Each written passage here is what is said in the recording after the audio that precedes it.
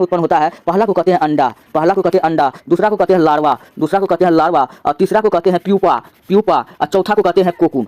तो 4 अवस्था में रेशम को प्राप्त किया जाता है। पहला अंडा, फिर लार्वा, फिर प्यूपा, फिर कोकून। अच्छा, प्यूपा जो है ये रेशम का युवा अवस्था है। क्या है? युवा अवस्था है। इसी अवस्था में सर्वाधिक रेशम प्राप्त किया जाता है। तो अब यहाँ पर ऑप्शन को देखिए। ऑप्शन कहता है कि रेशम के कीड़े के अंडे से, ऑप्शन बी है रेशम के कीड़े के प्यूपा से, ऑप्शन सी है रेशम के कीड़े के लार्वा से, ऑप्शन डी है स्वयं कीड़े से। इसका राइट आंसर हो जाएगा ऑप्शन बी, रेशम के कीड़े के प्यूपा से हो जाएगा, क्योंकि सर्वाधिक जो युवा अवस्था में होता है तो वो ज्यादा रेशम प्रदान करता है, इसलिए इसका ऑप्शन बी बिल्कुल राइट हो जाएगा। वहीं अगर आपसे थोड़ा मैं आपको और बताऊं तो अगर पूछे भारत का रेशम नगरी किसको कहते हैं, तो भारत का रेशम नगरी हम लोग कहते हैं भागलपुर को। किसको कहते हैं? अपना बिहार यानी भागलपुर को हम लोग कहते हैं भारत का रेशम नगरी। अच्छा, पूछेगा भारत में कितना प्रकार का रेशम पाया जाता है, तो भारत में टोटल 4 प्रकार का रेशम पाया जाता है। कितना? 4 प्रकार का रेशम पाया जाता है। पहला को कहते हैं मूंगा, मूंगा, ईड़ी, तसर, मालवाड़ी। मूंगा, ईड़ी, तसर, मालवाड़ी। पूछेगा ये क्या है, तो ये सब रेशम का प्रकार है। अच्छा, पूछेगा कि रेशम मार्ग को हम लोग किस नाम जानते हैं, इसको हम लोग सिल्क रूट के नाम से जानते हैं। किस नाम से जानते हैं? तो सिल्क रूट के नाम से जानते हैं। इस रेशम मार्ग पर पूछेगा कब्जा किसने किया था, ये